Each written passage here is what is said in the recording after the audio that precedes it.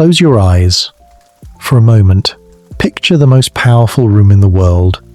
The year is 690 AD. The hall is so vast that torchlight cannot reach its far walls. The air smells of lacquered wood, burning incense, and the particular silence that only absolute power can produce. On the dragon throne, that seat which for 1,000 years had been touched only by the bodies of men, sits a woman. She is 67 years old. Her hair is piled high and pinned with jade. Her hands, folded in her lap, are the same hands that once scrubbed stone floors in a Buddhist nunnery, that once trembled as she was led into the chambers of an emperor she had not chosen, that once, in a moment that history still argues over, pressed down on the face of a child until the crying stopped. She has outlasted every person who ever underestimated her, and there have been many. She looks out across the kneeling court, hundreds of men, ministers and generals and princes, their foreheads pressed to cold marble, and she does not smile. She has earned too much to need a smile. Her name is Zetian, and this is the story of how an ordinary girl from a merchant family became the only woman in 4,000 years of Chinese history to sit on the imperial throne and call herself Emperor. Not Empress Consort, not Empress Regent. Emperor. This is not a fairy tale. There is no prince who saves her. The love stories are real, but brutal. The betrayals are intimate. And the woman at the center of it all is someone who will make you deeply uncomfortable and deeply, reluctantly, in awe. She was born in 624 AD, in the early years of the Tang dynasty, into a family that had no business producing an emperor.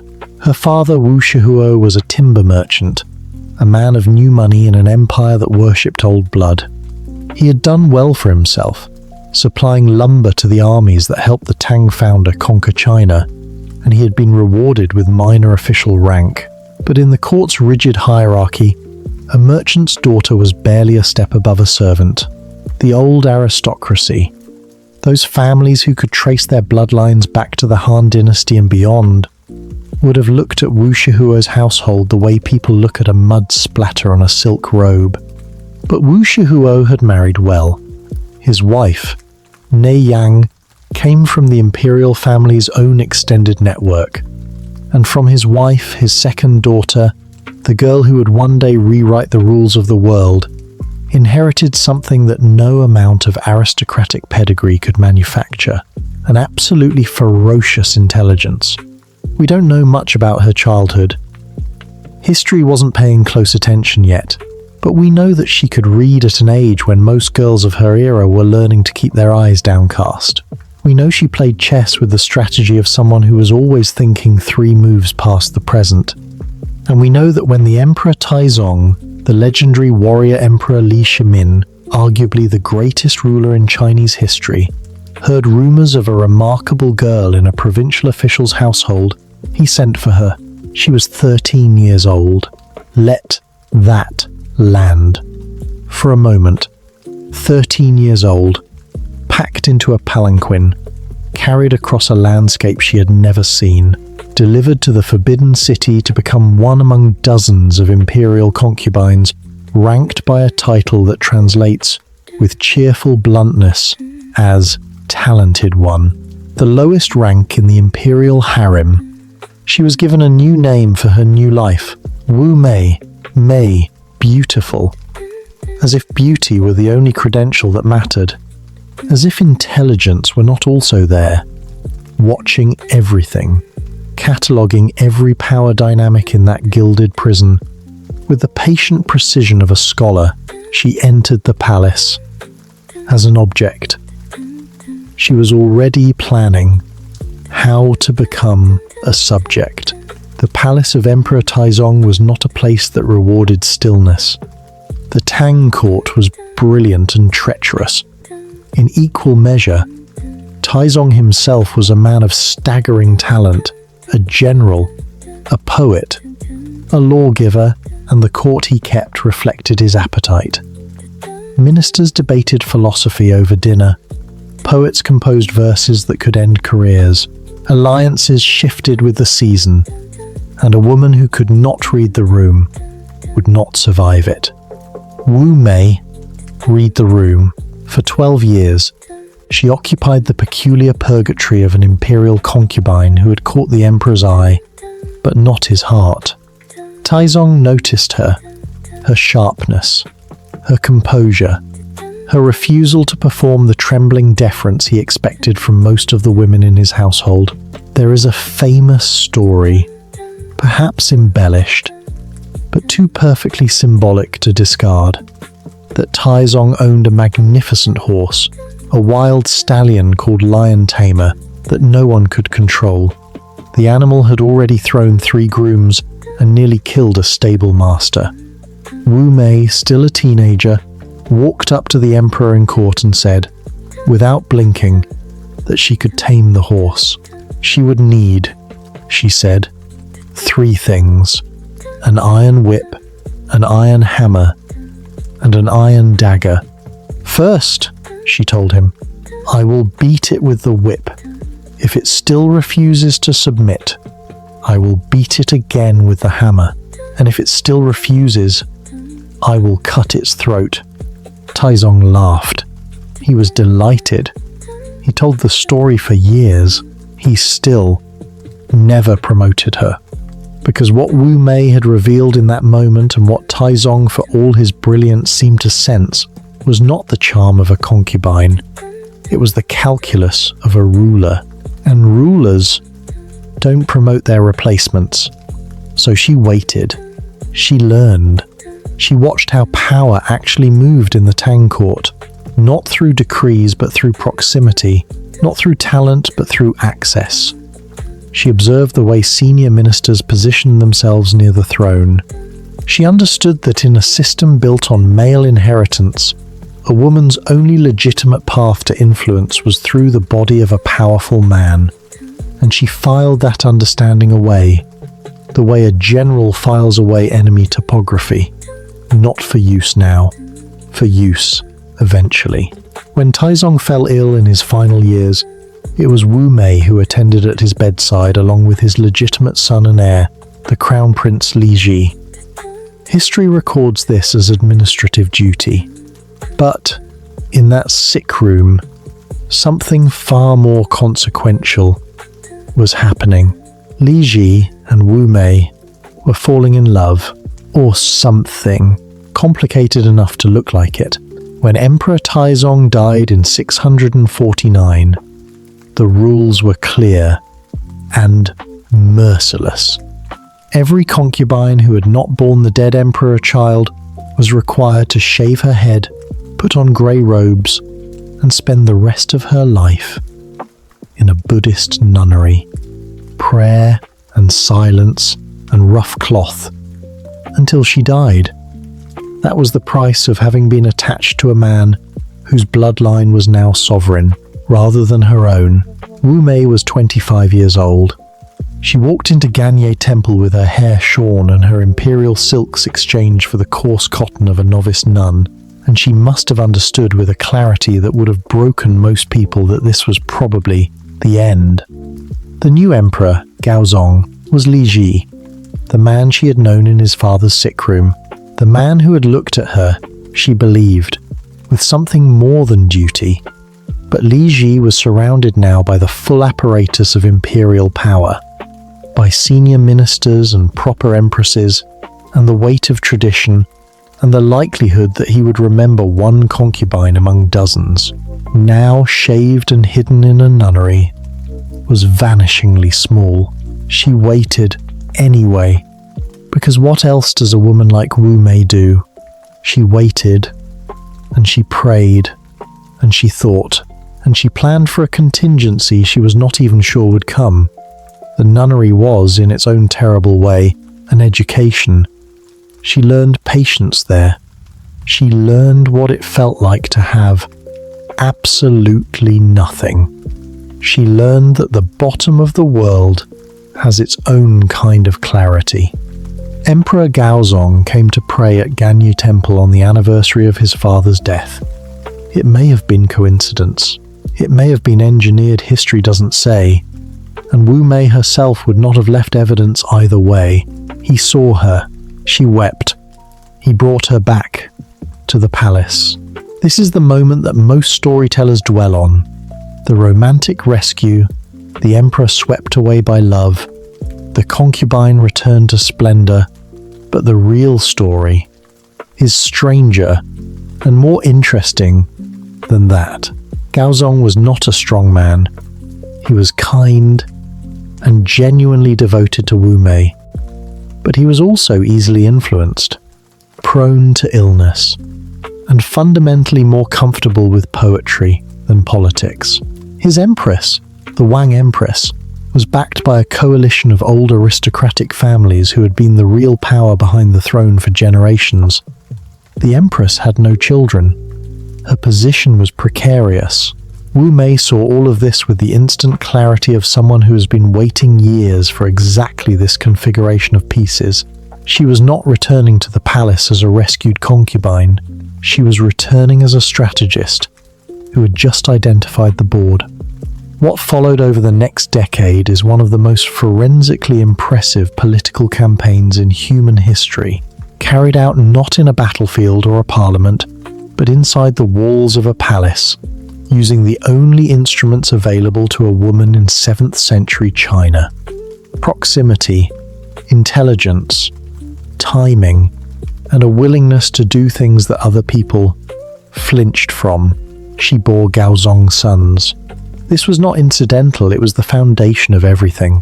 In a system where a woman's political legitimacy derived entirely from her relationship to male heirs, sons were not children, they were arguments. She had 4 of them. She cultivated alliances with the bureaucratic class, men who were not aristocrats by blood, but who had risen through the imperial examination system. Men who had their own grievances against the old families who had always looked down on them. These men recognized in Wu Mei someone who understood meritocracy, who would reward ability over bloodline, who represented a new kind of Tang power that might finally push back the old guard. They became her base. She neutralized the Empress Wang. This is where history becomes uncomfortable. The exact circumstances of what happened to Empress Wang are disputed. The traditional account, written, it is worth remembering, entirely by men who despised Wu Mei, claims that Wu Mei strangled her own newborn daughter and blamed the death on the empress, enraging Gaozong and precipitating the empress's downfall. Modern historians argue extensively about this. Some believe it. Some think it was fabricated slander. Some think the baby died of natural causes, and Wu Mei simply allowed the suspicion to fall where it was useful. We will probably never know. What we know is the result. Empress Wang was deposed in 655. Wu Mei took her place, and the old aristocratic coalition that had backed the Wang family suddenly found itself looking at a new empress consort who had no obligation to them whatsoever. By the time Gaozong's health began its long, painful decline in the 660s, he suffered from what historians believe was chronic migraine and possibly a series of small strokes that left him intermittently incapacitated. Wu Mei had already been conducting state business alongside him for years, reading petitions, drafting policy, receiving ministers, not in secret, not despite Gaozong's wishes, but with his explicit blessing. He trusted her more than he trusted anyone else. When he died in 683, she had been the effective co-ruler of the Tang Empire for nearly 20 years. She was 59 years old. She had outlived her husband. She had outlived her enemies. She had outlived the version of herself that anyone had tried to limit, and she was nowhere close to finished. Here is the thing about Wu Mei, now the Empress Dowager, now officially the regent for her son, Emperor Zhongzong, that most histories gloss over too quickly. She wasn't just ambitious, she was right. The problem she faced when she stepped into the full exercise of power was not merely that she was a woman in a man's world, though that was its own labyrinth. The deeper problem was that the Tang imperial system was broken. The old aristocratic families had ossified into a self-perpetuating elite that blocked talented men from commoner backgrounds, that hoarded land and resources, that sent incompetent generals to the frontier. Because those generals came from the right families, the examination system, theoretically a meritocracy, had been captured and corrupted. Wu Mei had spent 50 years watching this machinery up close. She knew exactly which gears were stripped and which axles were cracked. Her sons, she had two who survived to emperor, were not up to the job. Zhongzong lasted 55 days before she removed him. Ruizong was more tractable, more willing to be guided, but no more capable of the reforms the empire needed. She did not depose them out of sheer hunger for power, though the hunger was certainly real. She deposed them because she had sat in the room where the empire's decisions were made, and she had watched what happened when someone without her analytical precision sat in that seat, and she found it genuinely, operationally, terrifying. This is not a defense of everything she did. She had people killed. She ran secret police. She used fear as an instrument of governance in ways that corroded the institutions she was also trying to build. The Tang historians who called her a monster were not entirely wrong, but she was also the ruler who expanded the imperial examination system so dramatically that the old aristocracy's grip on government was finally broken. During her reign, men of real talent from humble backgrounds rose to positions that would have been closed to them under any previous Tang emperor. The bureaucracy that governed China for the next 1200 years, the meritocratic civil service that would become one of humanity's most durable administrative inventions, was substantially the product of Wu Mei's era. She reformed land distribution. She strengthened the frontier defenses. She moved the capital to Luoyang, a strategic and economic decision that her critics framed as mere personal preference, but which reflected genuine understanding of where China's agricultural and commercial center of gravity actually lay. She was doing, in other words, what she had always done, seeing the board clearly and moving the pieces. Accordingly, and in 690 AD, she decided it was time to move the largest piece of all, to become emperor, not empress, not regent, not Holy Mother behind the curtain, but emperor, required Wu Mei to solve a problem that had no precedent. The Confucian ideological framework that undergirded the entire Chinese imperial system had no category for a female ruler. Heaven's mandate, the divine legitimation of dynastic power, had been transmitted in every text through the male line. The rituals, the titles, the very grammar of imperial authority were masculine. There was no existing template for what she wanted to do, so she created a new template. She used Buddhism. The Tang dynasty had officially endorsed Buddhism alongside Confucianism and Taoism, but the old Confucian establishment had always kept Buddhist influence contained. Wu Mei now let Buddhism off the leash, strategically, purposefully, with the precision of someone deploying a tool she had been reserving for exactly this moment. A group of monks, working under her patronage, produced an interpretation of an ancient Buddhist text called the Great Cloud Sutra. Their conclusion, documented, annotated, made available to monasteries across the empire, was that the sutra had always foretold a female ruler, a bodhisattva who would descend to earth in a woman's body to govern the world in an age of justice. The implication was clear. That woman was Wu Mei. She ordered the Great Cloud Sutra read aloud in every Buddhist temple in China. She commissioned the construction of Great Cloud temples in every major city. The theological apparatus of female imperial authority, of Crete, which she had needed, but which did not yet exist. She simply built, the way she built everything she needed, that no one had thought to provide. In September of 690, she called together her court, her ministers, her Buddhist clergy, and a carefully assembled crowd of officials and supplicants. A petition arrived, again carefully choreographed, from 15,000 people requesting that she formalize what everyone already knew to be true, that she was the ruler, that she should be acknowledged as such, that the dynasty should be renamed. In her honor, she declined twice. On the third petition, she accepted. She was 67 years old when she put on the dragon robes that no woman's body had ever worn, and took for herself a title that had never before been grammatically possible, Shengshen Huangdi, Holy Divine Emperor. Not of the Tang dynasty. She renamed it Zhou, her own dynasty, her own name, her own founding. The Tang was absorbed into her reign, the way a river absorbs a tributary. She ruled for 15 more years.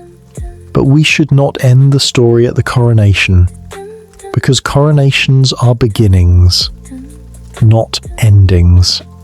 The 15 years of Wu Zetian's reign, she had given herself a new name for her new era, were remarkable and exhausting, and sometimes terrifying to witness, even from the distance of 13 centuries. She was a demanding ruler in the way that only someone who has waited 50 years to be in the room can be demanding. She expected from her officials what she had always expected from herself: total competence, total commitment, total honesty about what was actually happening, no matter how uncomfortable the truth. Ministers who told her what she wanted to hear did not last long. Ministers who told her the truth, even when the truth was unwelcome, even when it reflected badly on her own decisions, she protected fiercely. The great statesman Direnji became her most trusted advisor during this period. He was the kind of official who would walk into the throne room and argue with her, respectfully but relentlessly, about decisions she had already made. He disagreed with her on multiple significant policies. He said so to her face.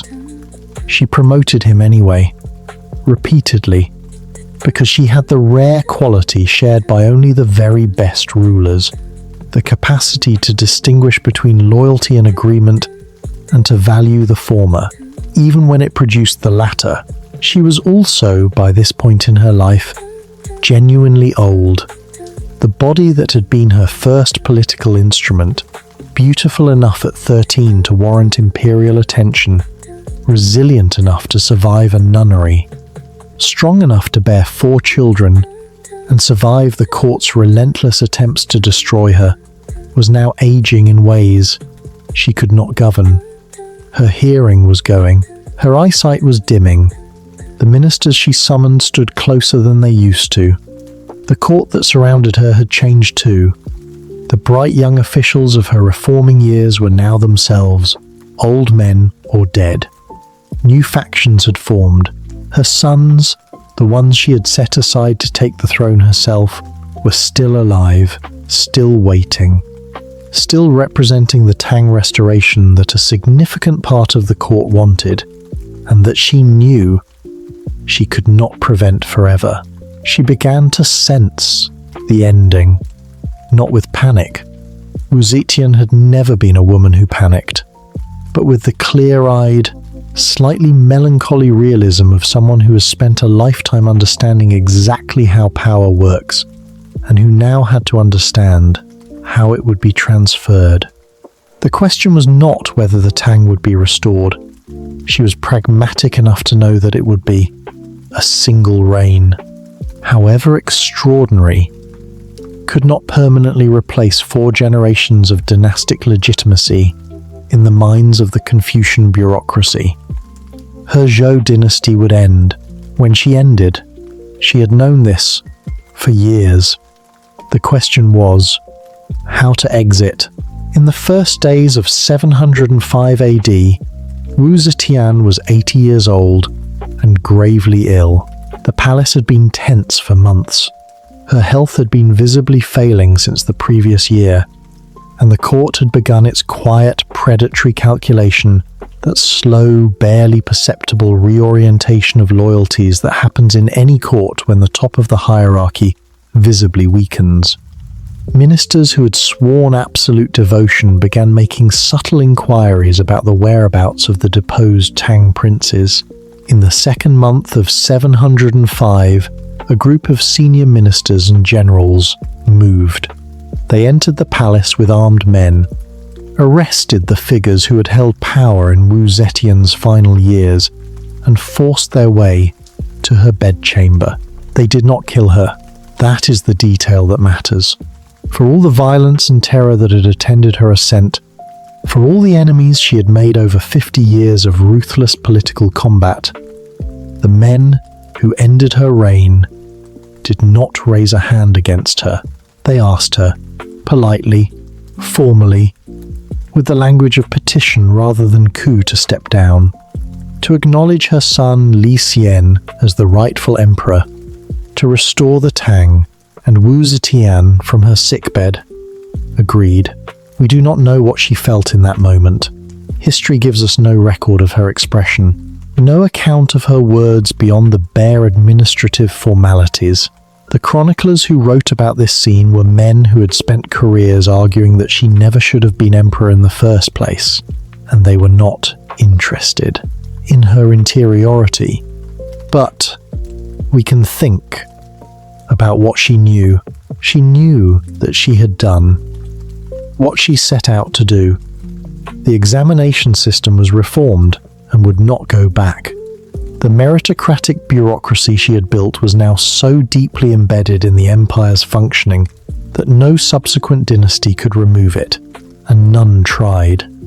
The Tang rulers who followed her, including her own sons, would govern through a civil service that was substantially her invention.